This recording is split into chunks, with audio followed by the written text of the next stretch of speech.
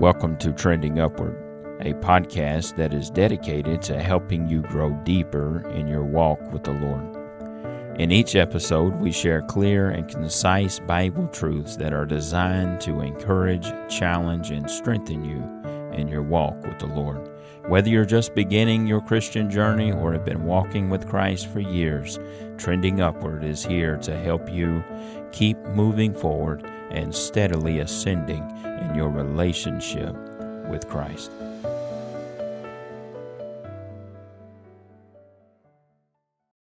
We are nearing our conclusion of our series on the prayers of God's people as we are on part number 30.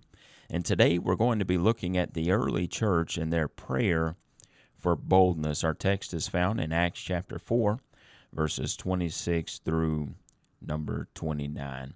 The kings of the earth stood up, and the rulers were gathered together against the Lord and against his Christ. For of a truth against thy holy child Jesus, whom thou hast anointed, both Herod and Pontius Pilate with the Gentiles and the people of Israel were gathered together, for to do whatsoever thy hand and thy counsel determined before to be done. And now, Lord, behold their threatenings, and grant unto thy servants that with all boldness they may speak thy word. Notice the request. Grant unto thy servants that with all boldness they may speak thy word. The early believers did not pray for comfort, they prayed for boldness. The early believers didn't pray for deliverance from persecution. They asked God to grant them a special type of boldness to not be swayed by the persecution. It takes strength from God to stand when others would have you sit. It takes a special kind of strength to go when others would have you to stay. It takes a special kind of boldness to speak the truth of God when there are those who line themselves up against the truth and against God's messenger.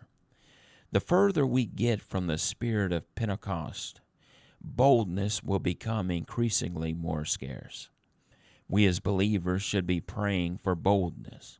We need spirit-filled boldness at our places of employment. We need spirit-filled boldness in our homes, in our churches, in our pulpits, in our communities. This prayer of the early church should be repeated from sincere hearts from every generation until Jesus returns. Why?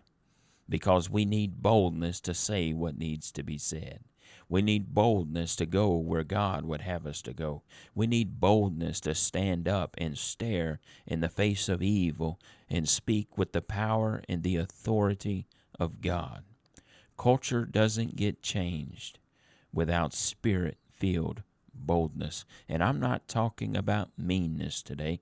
I'm talking about spirit-filled boldness. You can read through the book of Acts and see that God answered their prayer by filling them with the power through the Holy Ghost. Now that's important because God filled them with power. The power wasn't just in the word that they proclaimed. God filled them with power, the power to proclaim. It was the power of the Word in conjunction with the power of God on the lives of the early church that caused change to happen.